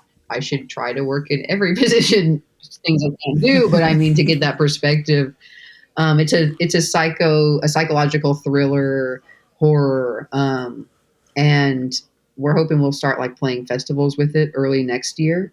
So I'm really excited to have something coming out that I'm connected to and go to festivals again. And the film itself is really cool. It's about a couple photographers, so they're artists, and they like to explore abandoned buildings kind of in the middle of nowhere and photograph them. And in the film, they've gotten access to this building they have never been able to get to. And one of the artists, she's got this huge exhibit coming up. And so there's like a lot on the line. They're going into this place and lots of fucked up shit happens once they get in there finally. And it's like, I think what's one of my favorite things about the film is it's one of those like, I like films that have like that intense psychological thriller element where you're kind of left at the end like, which part of that was reality and which part was in someone's mind. There's so many questions. And like I said, I love those kind of films that leave us talking and thinking. Like sometimes I see a movie that's so fucked up that a few weeks later I'm like, I really liked that movie. Like it took that long for me to realize how much I liked it and you have to think about it. And I think it's one of those movies that's really going to have people talking. And I think it's just such a cool approach to an ending. I'm so excited. I haven't seen a cut of it yet. I'm freaking dying to see it. We got to work with actually Jeremy Holm, who I mentioned, the Ranger, that slasher. He plays the Ranger. And he's in tons of stuff like House of Cards, a lot of big drama series. But it was such a incredible experience to work with him. And now I'm like, got to figure out how to put him in everything I make from now on. He's like that cool of an actor and that cool of like a presence. You realize like people's energy means almost as much as their talent when it comes to like creating stuff with people. And it was such a cool experience, and it like lit a fire under my ass as to start writing. Actually, that script I mentioned, because like being on a set again, I hadn't since pre the freaking pandemic, and so I'm like 2 years I haven't worked on a movie that's actually being shot, and so it was so inspiring. And I'm really excited for John too, because he's been like editing all of our movies for the last few years, and finally I was like, you need to get back into the director's chair again. So I'm really excited for him to have that come out and to be a part of it. Black Mold, everyone should go find it. I'm also running the social medias. That's my thing. That's awesome. And where can people keep up with you online to keep up with your projects? Yeah, you can find me at Jill6 with 2 X's at all the social media places. And then I've got a website, sixtape.com, which I have to desperately update, as I mention that every effing time. There's too many things to do as an independent filmmaker. You're like, do my website, try to write it. But yeah, I'm very active on social media, always keeping people up to date. And we definitely enjoy getting to talk to you today. If anybody hasn't seen The Stylist, go watch it. It's on Shudder. It's amazing. And I love that ending, I gotta say. When it was happening, I was in my mind, I'm like, wouldn't it be cool if this is how it ended?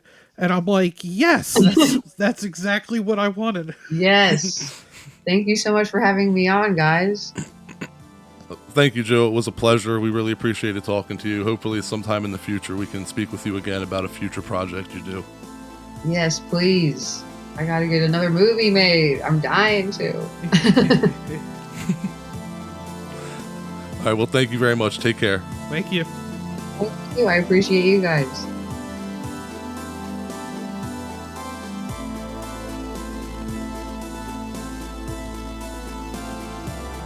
Thanks to all the horror hounds and smokers out there for tuning in.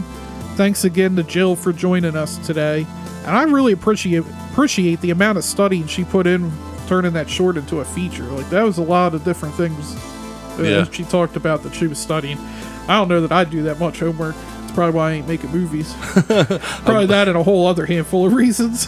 I will say real quick, I just want to say that got me feeling really bad over here. I go through about a half a week. She does a quarter. I'm like, damn, maybe I do smoke too much.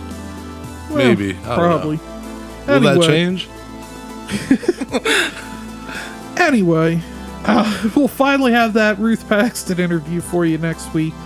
A Banquet is available on Shudder right now, so do your homework. Especially you, Kenny.